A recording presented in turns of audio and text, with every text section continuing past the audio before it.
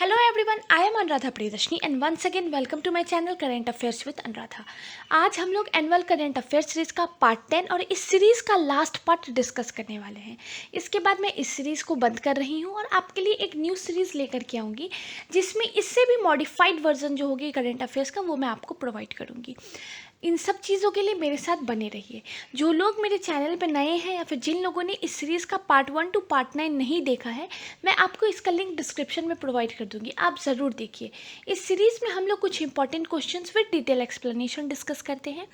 आज भी मैं आपके साथ कुछ important questions with detail explanation discuss करूंगी। ये सारे क्वेश्चंस लेटेस्ट क्वेश्चन रहते हैं, जो अभी रिसेंट घट रही हैं घटनाएं हैं उनसे रिलेटेड ये क्वेश्चंस रहते हैं। चलिए, अगर आपको मेरा मटेरियल अच्छा लगे तो प्लीज़ लाइक शेयर और सब्सक्राइब ज़रूर कीजिएगा और बेल बटन को प्रेस करके रखिए ताकि मेरे जितने भी अपकमिंग वीडियोस हो उसका नोटिफिकेशन आपके पास सबसे पहले आए। Let's start the video.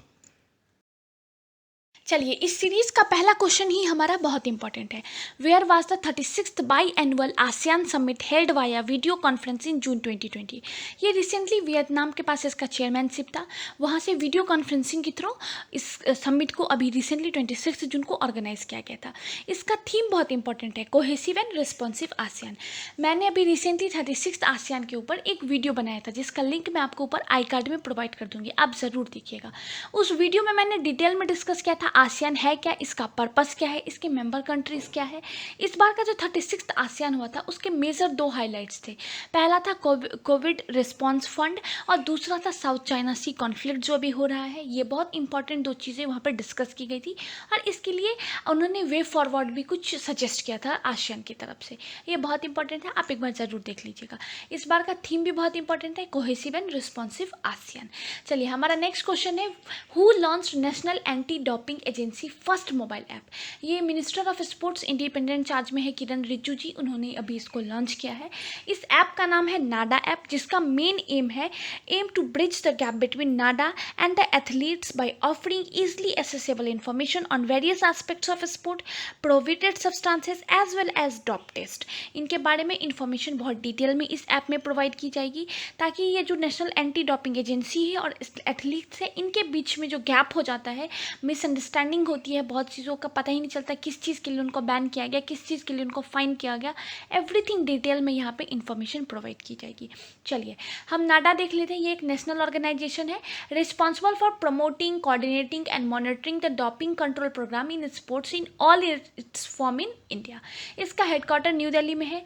इसकी स्थापना हुई थी 24 नवंबर 2005 को। इसके चेयरमैन रहते हैं मिनिस्टर ऑफ स्पोर्ट्स जो इस बार किरण रिजिजू जी हैं और इसके CEO है नवीन अग्रवाल। ये बहुत इंपॉर्टेंट है। चलिए, हमारा नेक्स्ट क्वेश्चन है, Swiggy has launched its own wallet Swiggy money in partnership with which bank. Swiggy money जो है ये एक नॉर्मल वॉलेट की होता है जैसे हम यूज़ करते हैं और भी जितने वॉलेट्स, इसमें आप पैसे रखिए और आप स्विगी से जो भी ऑर्डर करेंगे आप उसके पेमेंट्स इससे डायरेक्टली कर सकते हैं। ICICI बैंक के साथ मिलकर के स्विगी मनी स्विगी ने लॉन्च किया है। स्विगी का हेडक्वार्टर है बेंगलुरु कर्नाटका में। इसके CEO हैं श्री हर्ष मजेटी और ICICI बैंक के CEO हैं संदीप बख्शी। जब भी आप ऐसे कुछ भी क्वेश्चंस देखें तो दोनों के CEO भी देख लें। अभी रिसेंटली RRB का नोटिफिकेशन आया है, मैं आपको उसके ऊपर भी सारे डाउट्स क्लियर कर दूंगी कि आप उसका कैसे फॉर्म भरेंगे, उसका प्रीलिम्स का क्या पैटर्न है, कैसे मार्किंग होती है, मेंस का क्या है, मैं एवरीथिंग आपको डिटेल में वहाँ पर बता दूंगी। उस ऐसी एग्ज़ाम्स में ना जो बैंक एग्ज़ाम्स होते हैं उनका नेचर होता है, इनके CEO पूछ लिया जाता है, इसका हेडक्वार्टर कहाँ है ये पूछ लिया जाता है। तो आप इन चीज़ों को जब भी ऐसे क्वेश्चंस देखें तो आप इसका ये डिटेल ज़रूर देख लीजिए। चलिए, हमारा नेक्स्ट क्वेश्चन भी बहुत इंपॉर्टेंट है, who is the present president of Iceland. Iceland के भी न्यू प्रेसिडेंट इलेक्ट हुए हैं जिनका नाम है गुडनी जोहानसन। ये उनका सेकेंड टर्म है। इससे पहले वो 2016 से 2020 तक प्रेसिडेंट के पद पर रह चुके हैं। अब वो 2020 से 2024 तक प्रेसिडेंट के पद पर रहेंगे। आइसलैंड में 4 साल के लिए ये जो प्रेसिडेंट का पद होता है वो 4 साल के लिए दिया जाता है। इससे पहले वो हिस्ट्री के प्रोफेसर भी रह चुके हैं। देखिए, आइसलैंड का जो कैपिटल है वो है रिकजेविक और वहाँ की करेंसी है आइसलैंड आइसलैंडिक क्रोना, ये भी बहुत इंपॉर्टेंट है। आप जब भी ऐसे क्वेश्चंस देखिए तो उसकी कैपिटल और करेंसी भी देख लीजिए। चलिए हमारा नेक्स्ट क्वेश्चन बहुत इंपॉर्टेंट है। हमारा घर हमारा विद्यालय scheme has been launched by, ये मध्य प्रदेश गवर्नमेंट ने लॉन्च किया है। इससे क्या होगा, ये स्टूडेंट्स को इस घर में स्कूल जैसा एनवायरनमेंट प्रोवाइड करने के लिए ऐसा एक स्कीम लॉन्च किया गया है। बच्चे घर में रहेंगे और वो वीडियो कॉन्फ्रेंसिंग की तरह जो पढ़ाई कर रहे हैं आजकल, ऑनलाइन क्लासेस चलती रहेंगी, उसमें उनकी बेल भी बजेगी, 10 बजे से 1 बजे तक उनकी क्लासेस चलेगी। प्रॉपर उनको यूनिफॉर्म वगैरह पहन के बैठना है, 1-1 घंटे की क्लासेस चलेगी, बीच में उनको रेसेस वगैरह भी दिए जाएंगे। घर पे उनको स्कूल जैसा माहौल मिले, इसके लिए ये स्कीम लॉन्च किया गया है। और इसमें क्या होगा, टाइम टेबल जो होगा स्टूडेंट्स का वो और जो जितने भी एजुकेशनल एक्टिविटीज़ वगैरह होंगी वो स्कूल डिपार्टमेंट ऑफ एजुकेशन के द्वारा बनाया जाएगा। मंडे टू फ्राइडे सब्जेक्ट्स की क्लासेस होगी सारी, और सैटरडे को योगा, फिर पोएम्स, राइटिंग, एवरीथिंग, जितनी भी फर्दर एक्टिविटीज़ होती हैं स्कूल में वो सैटरडे को ये एक्टिविटीज़ वहाँ पे की जाएगी। इसके बाद इसके स्कीम का एक और चीज़ है कि इसमें पेरेंट्स और जो स्टूडेंट्स रहेंगे वो इस स्कीम का बेनिफिट गवर्नमेंट को देंगे कि ये स्कीम से उनको प्रॉफिट हो रहा है या नहीं हो रहा है, या फिर इसमें क्या इंप्रूवमेंट चाहिए, इस तरीके के वो फीडबैक भी गवर्नमेंट को दे सकते हैं। चलिए हमारा नेक्स्ट क्वेश्चन है, युवा पे is the digital wallet of which bank, ये येस बैंक का है। इस कोविड के टाइम पे जब हर तरफ से अपील आ रही थी कि आप जो कैश पैसे होते हैं उसका यूज़ कम करके आप डिजिटल ट्रांजेक्शन्स ज़्यादा कीजिए, तो येस बैंक ने ये युवा पे लॉन्च किया था। UDMA टेक्नोलॉजीज़ के साथ मिलकर के ये डिजिटल वॉलेट यूज़ किया था उसने। येस बैंक का हेडक्वार्टर है मुंबई में और इसके CEO एंड MD है प्रशांत कुमार, ये भी बहुत इंपॉर्टेंट है। आप ऐसे क्वेश्चंस में ज़रूर से देख लीजिए। चलिए हमारा नेक्स्ट क्वेश्चन भी बहुत इंपॉर्टेंट है। World first yoga university named Vivekananda yoga university outside India has been launched in, ये यूनाइटेड स्टेट्स का एक सिटी है लॉस एंजल्स, वहाँ पे इसको बनाने की बात चली थी। ऐसा कहा गया था कि अप्रैल 2020 से यहाँ पे एडमिशन का प्रोसेस स्टार्ट हो जाएगा और अगस्त 2020 से यहाँ पे क्लासेस स्टार्ट हो जाएंगी। इस यूनिवर्सिटी में बहुत सारे प्रोग्राम्स लॉन्च किए जाएंगे योगा से रिलेटेड।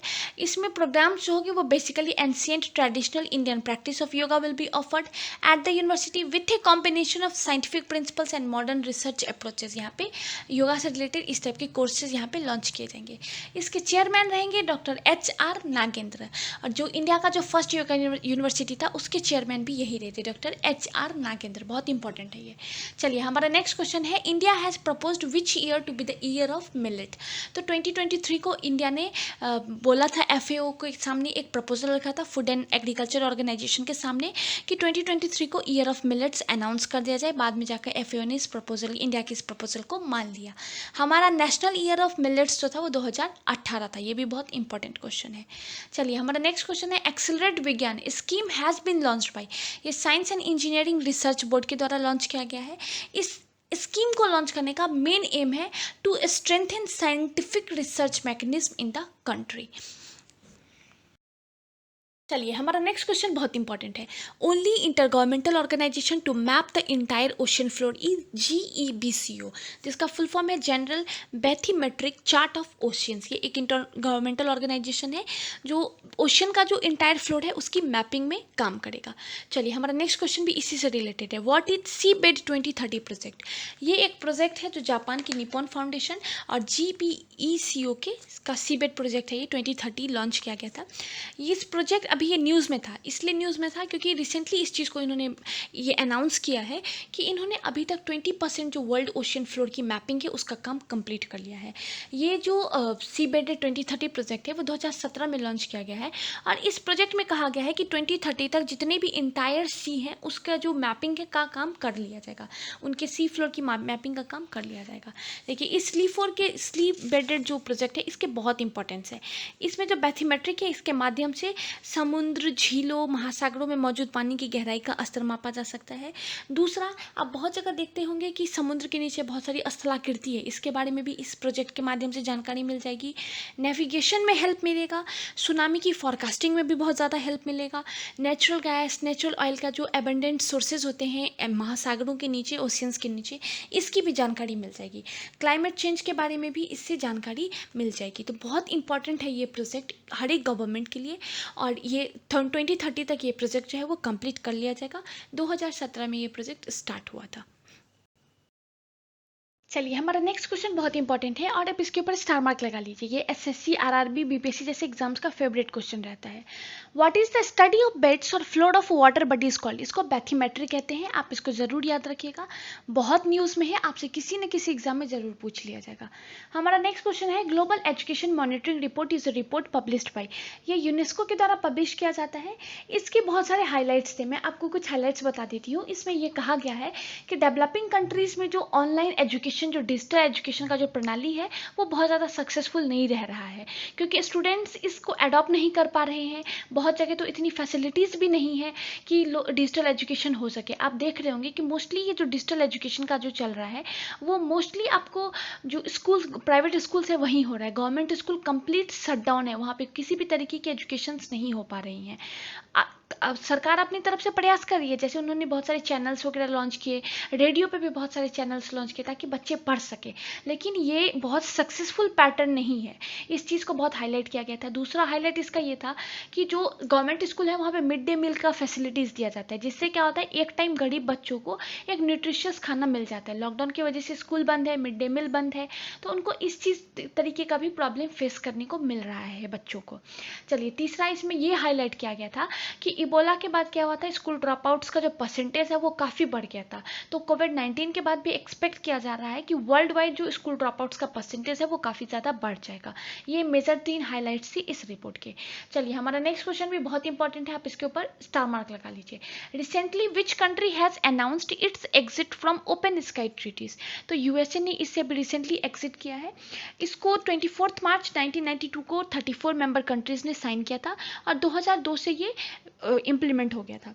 इसमें क्या था, it is an agreement that allow its 34 signatories countries to allow monitor arm development by conducting surveillance flight over each others territories. इसमें क्या था, जितने भी 34 मेंबर कंट्रीज थे वो एक दूसरे के टेरिटरी में एक सर्वेलेंस फ्लाइट जो वो छोड़ सकते हैं। उसमें सेंसर्स वगैरह लगे रहेंगे ताकि आपको पता चल सके कि वहाँ पे किसी तरीके की युद्ध की स्थिति तो पैदा नहीं कर रहे हैं वो लोग। इस चीज़ की जानकारी के लिए इसको किया जा सकता था, साल में एक बार हो सकता है। और इसमें आप बहुत शॉर्ट नोटिस, मतलब 2-3 मिनट का नोटिस, आप पहले जिस कंट्री में आप सर्वेलेंस करने वाले हैं ओनली 2-3 मिनट का नोटिस आप भेजिए और आप इस सर्वेलेंस एक्टिविटीज़ को कर सकते हैं। ये बेसिकली एक एयर सर्वेलेंस सिस्टम प्रोवाइड किया गया था। इंडिया इसका मेंबर नहीं है, ये भी बहुत इंपॉर्टेंट है। चलिए, हमारा नेक्स्ट क्वेश्चन बहुत इंपॉर्टेंट है। इससे पहले हम लोग एसआरएस डाटा देखते हैं कि है क्या। सैंपल रजिस्ट्रेशन सिस्टम है, ये एक तरीके का डाटा है, एनुअली रिलीज किया जाता है। ये एक डेमोग्राफिक सर्वे होता है annually for providing reliable annual estimates of infant mortality rate, birth rate, death rate and other fertility and mortality indicators at the national and सब नेशनल लेवल। इसमें मोस्टली आपको बर्थ और डेथ रेट्स जो होते हैं, infant mortality rate, infant birth rate, ये सारी चीज़ों को हाईलाइट किया जाता है। ये रिपोर्ट जो है वो रिलीज़ किया जाता है रजिस्ट्रार जनरल ऑफ इंडिया के द्वारा। अभी है इंडिया के registrar general and census commissioner of India है डॉक्टर विवेक जोशी, आप इनका नाम ध्यान रखिए। चलिए, अब हम लोग इस रिपोर्ट के कुछ हाईलाइट्स देख लेते हैं। As per SRS data release by the office of registrar general and census commissioner, which state has highest birth rate? तो बिहार का बर्थ रेट जो है वो हाईएस्ट था और वरिष्ठ है अंडमान और निकोबार का। हमारा नेक्स्ट क्वेश्चन यही है, विच स्टेट और UT has lowest birth rate? वो अंडमान और निकोबार का था। बर्थ रेट जो है वो हायर है रूरल एरियाज में as compare to urban areas, इस चीज को भी इसमें हाईलाइट किया गया था। चलिए, हमारा नेक्स्ट क्वेश्चन है, as per the SRS data released by the office of registrar general of census commissioner, which state has highest death rate? तो डेथ रेट जो है वो चंडीगढ़ का हाईएस्ट था और वरिष्ठ था दिल्ली का। डिक्लाइन देखा गया था स्टीपर इन रूरल एरियाज में, इस चीज को देखा गया था। इसके बाद आप इस रिपोर्ट का एक और हाईलाइट कहीं पे नोट डाउन कर लीजिए कि इन्फेंट मोर्टेलिटी रेट जो है वो वरिष्ठ था मध्य प्रदेश में और बेस्ट था नागालैंड में। ठीक है, इसमें यह भी कहा गया था, इसके लास्ट 10 ईयर्स के जो आंकड़े थे उसके हिसाब से ये कहा गया था कि IMR has witnessed a decline of about 35% in rural areas and 32% in urban area. Infant mortality rate जो है उसका डिक्लाइन ऐसे देखा गया था। IMR at an annual level has declined from 50 to 32। ये बहुत अच्छी बात है कि इन्फेंट मोर्टेलिटी रेट जो है वो डिक्लाइन कर रहा है अभी के टाइम पे। चलिए, हमारा नेक्स्ट क्वेश्चन बहुत इंपॉर्टेंट है। Raja Parba is the festival celebrated in, ये उड़ीसा का फेस्टिवल है, 3 दिन का फेस्टिवल सेलिब्रेट किया जाता है। इसको रज भी कहा जाता है, तो आप कंफ्यूज मत होइएगा। राजा परबा और रज दोनों सेम है, उड़ीसा का फेस्टिवल है, बहुत इंपॉर्टेंट फेस्टिवल है उड़ीसा का, 3 दिन का फेस्टिवल होता है। मिथुन संक्रांति के दिन मनाया जाता है, उससे एक दिन पहले और इससे एक दिन बाद तक, ये 3 दिन का फेस्टिवल हो जाएगा। बेसिकली ये फेस्टिवल जो है वो डेडिकेटेड टू मदर अर्थ है। It is also associated with the end of summer season and the arrival of monsoon. आपको पता होगा कि मिथुन संक्रांति के बाद वर्षा ऋतु आती है, इसलिए ये फेस्टिवल वर्षा ऋतु को आगमन के लिए मनाया जाता है। यहाँ पे बहुत तरीके के डिफरेंट एक्टिविटीज़ होते हैं, जैसे झूला वूला लगाया जाता है, घरों को सजाया जाता है, अच्छे अच्छे पकवान बनाए जाते हैं, मदर जो अर्थ होती हैं उसकी पूजा की जाती है, बहुत सारे एक्टिविटीज़ ऐसे रीजनल लेवल पे किए जाते हैं। इसके बाद का क्वेश्चन भी हमारा बहुत इंपॉर्टेंट है। Former PM of India who is popularly known as father of Indian economic reforms. आप लोग में से मोस्ट ऑफ लोग आंसर देते हैं डॉक्टर मनमोहन सिंह, लेकिन वो गलत है। Father of Indian economic reforms जो है पीवी नरसिम्हा राव को कहा जाता है। ये लॉयर एंड पॉलिटिशियंस भी थे, 9th पीएम ऑफ इंडिया थे, 1991 से 1996 तक इन्होंने सर्व किया था। ये 2nd पीएम थे नॉन हिंदी स्पीकिंग स्टेट से, और 1st पीएम थे साउथ इंडिया से।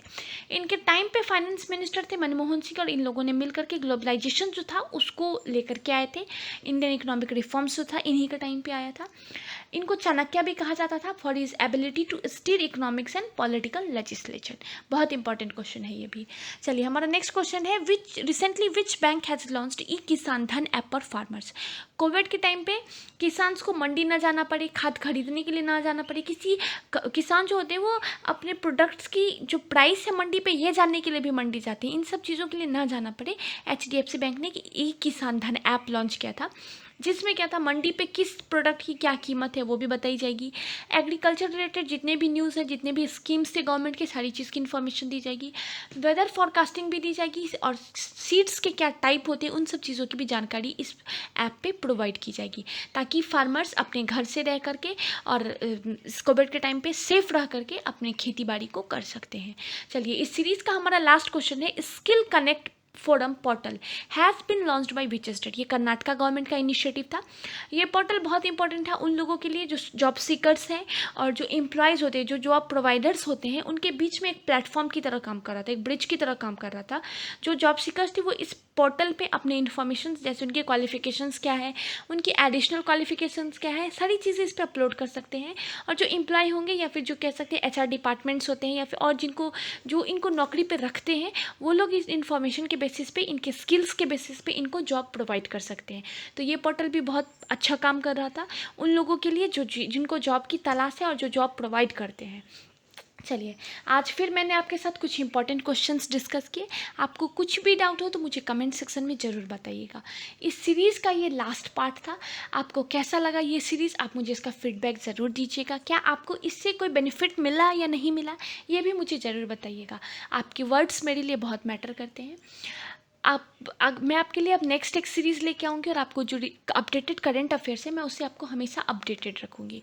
अभी बहुत सारे एग्ज़ाम्स के नोटिफिकेशंस आ रहे हैं, उससे भी मैं आपको जल्द से जल्द अपडेट कर दूँगी। आप कौन किसके लिए किस चीज़ के लिए एलिजिबल है ये भी मैं आपको बता दूँगी। चलिए, आप मेरे साथ जुड़े रहिए इन्हीं अपडेटेड करंट अफेयर्स के लिए। अगर आपको मेरा मटेरियल अच्छा लगे तो प्लीज़ लाइक शेयर और सब्सक्राइब ज़रूर कीजिएगा।